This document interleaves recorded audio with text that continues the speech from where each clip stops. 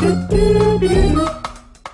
à tous et à tous, c'est Tony, j'espère que vous allez bien et bienvenue dans Tout en Cartoon. Tout en Cartoon, c'est quoi? C'est la série où on va parler de tout ce qui est animé, cartoon et manga rétro, c'est-à-dire de 2006 à avant. Donc, c'est-à-dire que quand je dis rétro, c'est une période d'il y a 10 ans. Donc de 2016 à 2006, je ne parlerai pas de ces animés qui sont sortis. Donc si vous attendiez un tant soit peu que je vous parle de tout ce qui est One Piece, One Punch Man, Assassination Classroom ou même Naruto, vous pouvez aller vous faire voir et dégager s'il vous plaît, merci. Mais revenez, non mais je plaisantais. Oh là là, mais les gens sont insusceptibles de nos jours. Donc dans ce premier épisode de Tout en Cartoon, nous allons parler d'un dessin animé assez célèbre qui est sorti dans les années 80-90, qui représente donc du coup la période de l'âge d'or des dessins animés. Donc si je vous fais entendre ce générique... Mais non, pas ce générique à la con, putain, celui-là. Ah, là voilà, là on est mieux, là on est tranquille. Alors, l'Inspecteur Gadget est une série animée créée en 1983 par Jean Chalopin, Bruno Bianchi et Andy Eward, et produite par la société de Jean Chalopin, Dick Entertainment. Donc je vois venir, bande de petits coquinous. Non, Dick ne signifie pas bit, mais diffusion, information, communication. Dick Entertainment est une société française, n'est-ce pas, créée en 71, rachetée ensuite par ABC Capital Cities, groupe audiovisuel de la chaîne américaine ABC, pour devenir une filiale de Disney en 1984. Elle est ensuite rachetée par Andy Eward avec le soutien de Bain Capital, qui est une société financière de Boston, en 2000. Et pour être absorbée au final par Cookie Jar Entertainment, célèbre studio d'animation canadien Tabernacle. Ah, les joies de l'argent. Donc voilà pour l'aspect pognon, mais maintenant parlons un peu plus de la série. Alors, au niveau du pitch, nous avons l'inspecteur Gadget, célèbre inspecteur de la police de Métroville, ville fictive évidemment, qui à chaque épisode, après avoir reçu son ordre de mission par son supérieur, le chef Gontier, doit donc déjouer les plans de l'infâme Dr Gang, méchant de la série qui est à la tête de l'organisation criminelle MAD, qui veut dire en anglais méchant. Et pour ce faire, il est aidé de manière discrète, on peut dire ça comme ça, par sa nièce Sophie et son chien Fino, et par Catman, qui lui arrivera dans la saison 2 de l'anime, qui est le perso le plus useless de la série, mais on en parlera un peu plus tard. Donc au point de vue du script, c'est toujours le même à 99% des cas dans les épisodes. Quand je dis 99% du temps, c'est-à-dire que Gadget, Sophie et Fino sont soit chez eux, soit dans un pays étranger, donc en exemple Gadget sauve Big Ben qui est un épisode qui se passe à Londres en Angleterre, soit dans Métroville. Donc du coup, le chef Gontier appelle Gadget, lui transmet son ordre de mission, le papier de mission pète toujours à la gueule de Gontier, qui est une séquence référence à la série Mission Impossible, et après, on a le déroulé classique d'un épisode, c'est-à-dire développement d'intrigue, récit de la mission, arrestation du méchant secondaire, entre guillemets le sbire de gang, et la fuite de ce dernier, en jurant un jour d'avoir la peau de Gadget. Ouais, Gadget, je te jure que je t'aurai. Donc voilà grosso merdo comment ça se passe. Donc au niveau des personnages, on a évidemment l'inspecteur Gadget. Et ce qui est très intéressant à savoir, c'est que ce personnage a été créé pour faire vendre un maximum de jouets goodies sur le marché américain et européen. Chose qui a été très bien perçue sur le marché américain, puisque ce personnage a été créé avec 3 caractéristiques essentielles. La première étant le côté inspecteur naze mais chanceux, combiné avec le style vestimentaire inspiré du personnage de l'inspecteur Clouseau, des films La Panthère Rose, avec comme acteur l'excellent et regretté Peter Sellers. Ensuite, on a le côté maladroit tiré du personnage principal Max la Menace, série éponyme de 65 à 70, incarné par le regretté Dan Adams. Et ce qui est intéressant à savoir en fait, c'est que ce dernier, si vous le savez pas, était la voix anglaise de l'inspecteur Gadget dans la série animée de 83 jusqu'en 96, où il a incarné aussi l'inspecteur Gadget avec la série éducative Inspector Gadget's Field Trip, sorte de Carmen Sandiego ou de Rue Sésame dans laquelle l'inspecteur Gadget fait découvrir des pays ou des villes du monde comme l'Espagne, le sud-ouest des États-Unis et même la France, où il précise que faire visiter Paris est un sale boulot mais que quelqu'un doit le faire. It's a dirty job, but somebody has to do it. Et pour le dernier aspect, on a évidemment le côté technologique, influencé par le personnage de Steve Austin. Mais non, pas le catcheur! Steve Austin, mais lui! Voilà, le personnage joué par Lee Major dans la série L'homme qui valait 3 milliards. Et du coup, ces 3 influences ont réussi à donner sens au personnage de l'inspecteur Gadget. Merveilleux, en effet. Alors, il faut savoir que l'anime démarre sur un épisode pilote qui est Gadget au sport d'hiver, où on voit l'inspecteur avec une moustache. Cuir moustache. Mais non, c'est en référence à l'inspecteur Clouseau, comme je l'ai dit tout à l'heure. Et du coup, cette fameuse moustache aussi piquante que celle de Vegeta dans Dragon Ball GT sera abandonnée pour éviter que la comparaison avec Clouseau soit trop visible. Cet épisode est particulier dans le sens où on peut voir le découpage. Ce que j'appelle découpage, en fait, si vous préférez, c'est le fait d'inclure plusieurs intrigues courtes entre le début et la fin de l'épisode, avec en exemple le tyrolien fou, le téléphérique piégé, la remontée mécanique folle, le piège de la patinoire et le robot Yeti, pour finir sur la fuite de Gang et l'explosion de son repère dans les montagnes. Il est assez marrant de remarquer que cet épisode, qui est censé être le premier, donc pilote, est finalement numéroté épisode 65. Pour une raison assez obscure. Donc, en fait, dans ce premier épisode, ce qui est assez étrange dans un sens, c'est qu'on ne sait rien des origines de Gadget. C'est-à-dire qu'on ne sait ni son passé, ni ce qu'il était avant. Et même Jean Chalopin reste assez évasif sur le sujet. Et le problème, c'est que dans ce premier épisode, de ce fait-là, on sait que c'est un cyberpolicier, et pas plus. Voilà. Mais on sait juste une chose par contre, c'est qu'il a été transformé en cyberpolicier à la suite d'un très grave accident. Et par rapport à ce très grave accident, on peut le voir surtout notamment dans le premier film fait par Disney, et où l'inspecteur est interprété par Matthew Broderick, qui, je vous le rappelle, a aussi joué le docteur Nick Tatopoulos dans Godzilla, avec Jean Reno notamment, ou encore plus récemment dans le cast de Central Park avec Ben Stiller et Eddie Murphy, deux films notables. Mais j'en parlerai après des deux films, revenons aux personnages. Et donc maintenant passons au méchant. Donc, le méchant c'est Dr. Gang. Alors je sais qu'il y a de nombreuses théories sur l'identité du Némésis de Gadget, certains pensent que c'est le chef Gontier, d'autres pensent que c'est Gadget lui-même, et donc l'inspecteur serait juste un robot doté d'une intelligence artificielle pas très évoluée, ce qui peut sembler logique car on ne voit jamais son visage, et ça amplifie un peu cette théorie dans le côté crédible. Il y a aussi d'autres théories qui pensent que ce serait un crapaud géant, et certains pensent aussi qu'il s'agirait de Mayhem, le chef du commando Venom dans la série Mask à cause des gants qu'il porte. Mais bon, c'est un poil illogique vu que la série est sortie en 85, soit 2 ans après l'inspecteur Gadget. Donc, niveau temporel, il y a un peu une couille. Alors le point principal, le point d'ancrage de ce méchant, c'est qu'on ne voit jamais son visage. Mais évidemment, vu que Disney en a fait un film, où il est joué par Rupert Everett, dès les 10 premières minutes, on voit sa tronche. Par contre, grosse prestation d'ailleurs. C'était ironique. Mais, car il y a un mais, on peut voir dans le jeu Inspector Gadget sorti sur NES en 1992, à un moment l'esquisse du visage de Gang.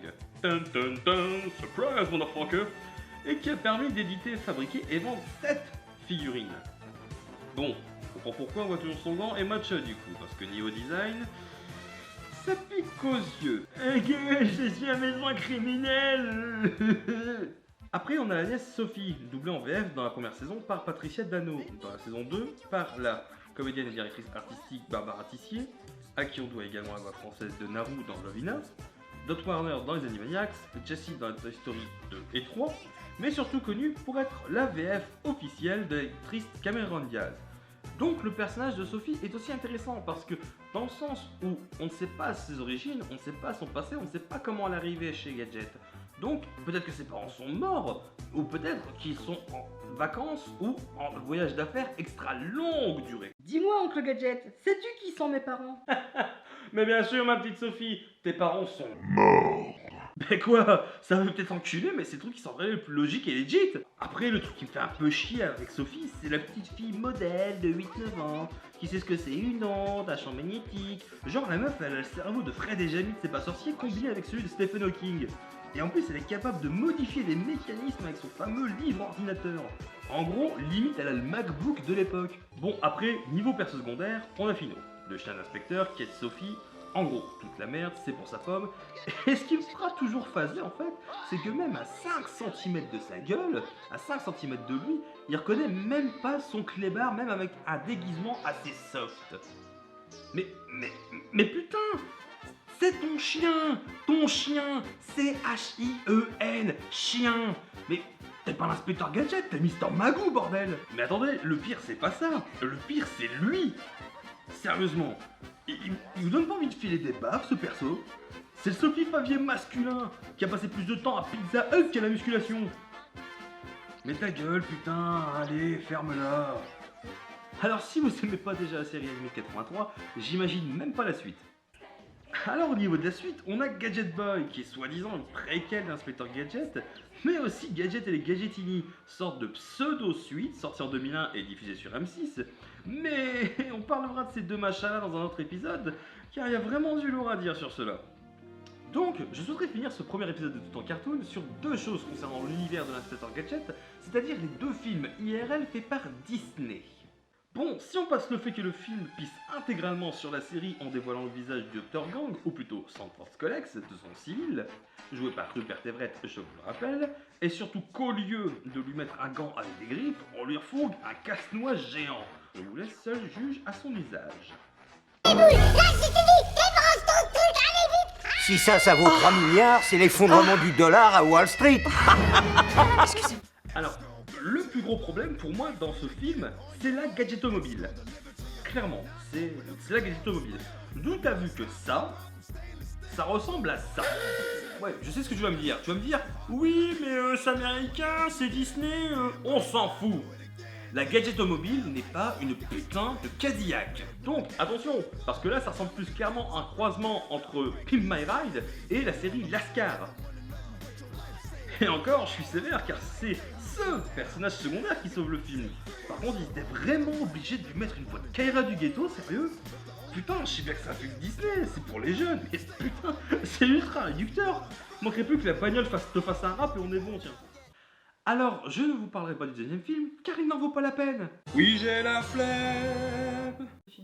Sinon, au niveau des autres films, l'inspecteur Gadget a eu ses adaptations en téléfilm animé, avec Un père inclassable, où on voit le graphisme avant Gadget et les Gadgetini, qui est encore en cohésion avec la série 83 dans l'humour, le texte et les personnages. Mais en 2005, on a eu droit au pire ever. Il s'agit du téléfilm d'animation 3D, Inspecteur Gadget et le ptérodactyle géant, qui est une purge, car déjà, c'est moche. Attention, les images qui vont suivre sont réservées à un public averti. Veuillez écarter les fans, les enfants, bref tout le monde. Putain que c'est moche. On dirait que ce sont les studios qui ont fait Adibouille, sérieux. Non mais bordel, même Sam le pompier ou Tom le bricoleur, c'est plus regardable que ça, s'il te plaît. Alors déjà... Quoi Finopard Mais c'est le gars qui loupe Scooby-Doo qui a fait ça ou quoi? Sinon, niveau perso, on retrouve évidemment Sophie, Fino, Gontier, le maire qui s'appelle ici Bernard Nacker, et qui étrangement est l'archétype même du politicien français, c'est-à-dire qui récupère tout ce qui est possible pour se faire connaître et se faire de la thune. Ah, vous me croyez pas, hein? Bah regardez plutôt. Le docteur Gang est derrière les barreaux, les beaux jours reviennent, et à nouveau l'avenir nous appartient. Votre dévoué, attentionné et surtout très mal payé, le maire Bernard Nacker. Oh oui, au fait, tous dons et contributions en liquide seront chaleureusement acceptés. Alors au niveau du pitch, oui je vais vous spoiler, je vais quand même vous faire gagner 1h10 de votre putain de vie. Alors vous pourrez quand même remercier un minimum, bande d'ingrats. Gang a été arrêté par Gadget et il vit une paisible retraite. Et du coup il s'entraîne à jongler pour le concours du bal de la police. Mais Gang s'échappe de la prison de Métrocité et non Métroville. Gadget va sur la lieu de la prison qui a limite subi une explosion nucléaire vu qu'il n'en reste plus rien, limite un gros cratère. Et trouve dans ce cratère un œuf de dinosaure qui s'avérera être plus tard un ptérodactyle. Donc médiatisation en masse et du coup Gang l'apprend et veut le voler. Il fait appel à son sous-fifre dénommé l'embrouille, non pas lui, qui réussit du coup à voler l'œuf, tandis que l'autre pingouin veut capturer tous les iguanes de la ville. Me demandez pas pourquoi. Donc grâce à un nouveau gadget que le personnage de la science a donné, il part retrouver l'œuf et s'arrête chez l'embrouille pour téléphoner à Gontier car il suspecte le maire du vol de l'œuf. Enfin bref, et se fait attacher à un arbre et dégomme les agents de MAD avec un bâton de piñata. Oui, un bâton de piñata. Oui, comme celui-là. Puis après avoir récupéré l'œuf de ce dernier éclot, un ptérodactyle en sort et se met à bouffer tout ce qui est métallique. Gadget pense que le ptérodactyle pourrait être un bon partenaire pour son numéro de jonglage, du coup l'embrouille décide de ramener le ptérodactyle à Gang en mettant un CD de, attention, chant d'amour du ptérodactyle. Évidemment, ce trisomique de dinosaure tombe dedans et suit l'embrouille. Gadget le poursuit car il pense qu'il va rencontrer l'agent artistique du ptérodactyle, mais ce con s'éjecte lui-même en tirant le siège éjectable et non le frein à main, car la gadgetomobile perd le contrôle à cause d'une flaque d'huile déclenchée par l'embrouille avec la manmobile, et donc risque de tomber dans le ravin. Du coup, l'embrouille arrive dans la salle où est Gang pour amener le ptéro, et Gang, du coup, lui refourgue un boîtier de contrôle que l'embrouille bidouille pour tuer la bête au cas où Gang n'arriverait plus à le contrôler. Puis Gadget arrive en gadgetocoptère et s'aperçoit qu'il est face à Gang et lui demande s'il est l'agent artistique du ptérodactyle. Faut vraiment être sacrément con quand même. De ce fait là, Gadget se fait piéger car l'embrouille lui branche le boîtier, qui est donc piégé avec la bombe sur lui, et donc se fait ligoter et il est amené au sommet du repère pour se faire bouffer par le ptéro. Quant à Sophie et la science, eux, ils sont bloqués en bas. Pourquoi? Parce que la route est pétée à cause d'un rocher qui avait un trou dans la route. lors de la poursuite, je vous rappelle, entre l'embrouille et Gadget. Et donc du coup, ils se retrouvent coincés. Finot, déguisé en agent mad, sauve Gadget. Mais le ptérodactyle fonce et embarque la voiture où se trouvent la science et Sophie, et qui l'ont distrait avec la sirène de police présente sur la voiture. Bref, du coup s'ensuit la poursuite entre Gadget et Finot dans la Gadgetomobile et le ptérodactyle. Ils reviennent dans le centre-ville et au final, le ptérodactyle avale Gadget avec la bombe. Et Sophie balance des fruits rapetissés avec la formule de la science, qu'on voit lors du premier passage de Gadget au laboratoire. Et du coup, le ptérodactyle rapetisse, recrache Gadget et l'embrouille se fait arrêter. Gang est en mode rage et la fin c'est le discours du maire, ensuite le micro-discours de Gadget qui veut arrêter tout le monde car les gens font un désordre sur la voie publique, un gros what the fuck, et ensuite Gontier montre le ptérodactyle qui devient l'attraction touristique principale de la ville, et ensuite jongle avec Gadget et sa tête qui tombe sur le côté et qui part dans un délire. Lorsqu'il s'agit du docteur Gang, où qu'il soit, je mettrai le temps qu'il faudra, mais un jour je le coincerai, et ce jour-là, je lui dirai « Gang, au nom de la loi, je t'arrête !» Mais ce qui est quand même marrant à noter, c'est que dans la dernière scène de ce téléfilm d'animation 3D, c'est le seul éclair de lucidité de Gadget sur tout le film, quasiment sur toutes les séries existantes. C'est pour dire comme quoi, il faut attendre 1h10 d'un putain de téléfilm moche qui ressemble à rien pour avoir un éclair de lucidité d'intelligence. C'est quand même badass, hein.